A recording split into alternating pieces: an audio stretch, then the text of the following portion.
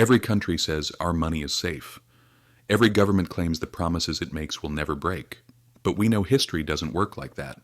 It happened in Rome, in France, in the Confederacy, in Lebanon, and in so many other places where people woke up one day and watched their entire savings melt away.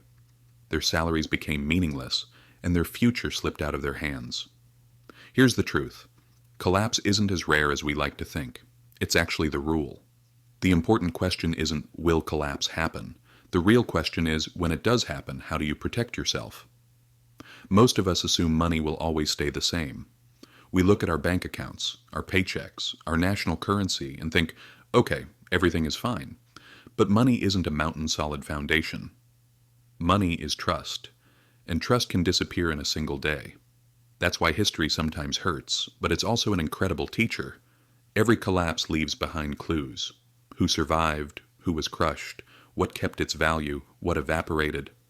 When you follow these traces, you see something clearly. The people who make it through crises aren't the ones who blindly trust the system. They're the ones who question early. Take Byzantium, for example.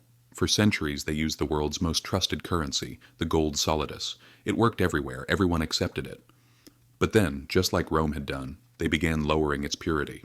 They mixed in cheap metals to keep it looking the same while reducing its value. At first, no one noticed, but eventually, everyone did. And the economy collapsed with it. So who won? Those who held gold, those who held land, the people who kept real value. History gives its first lesson right there. Governments eventually tamper with their money, and when they do, real value always finds somewhere to escape.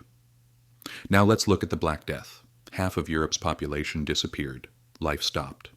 But for those who survived, the story shifted. Labor suddenly became valuable. Workers could demand more pay. Land got cheaper. Houses were abandoned. Those with cash or goods found opportunity. Those without were crushed. Didn't we see the same thing during COVID?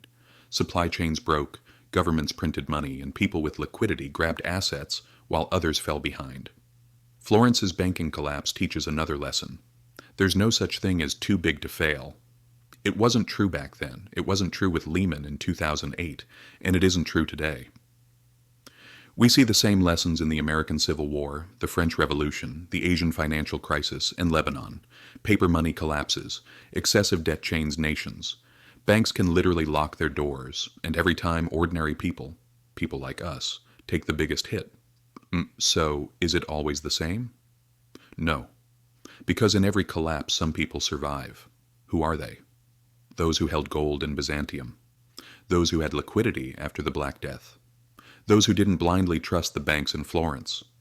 Those who held goods and food in the Confederacy. Those who owned property during the French Revolution. Those who held dollars during the Asian crisis. Those who left the banks early in Lebanon.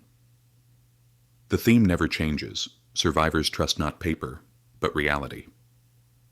And there's something else. Wealth isn't just what you own. It's what you can do.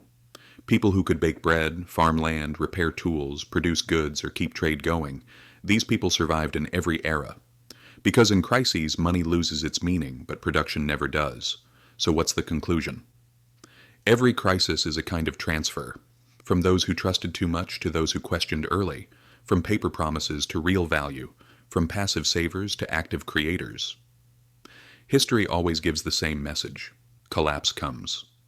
The real question is, will you be left with just promises to eat or with something real? If this perspective helped you, hit subscribe. History holds the answers. I'm just here to show you where to look.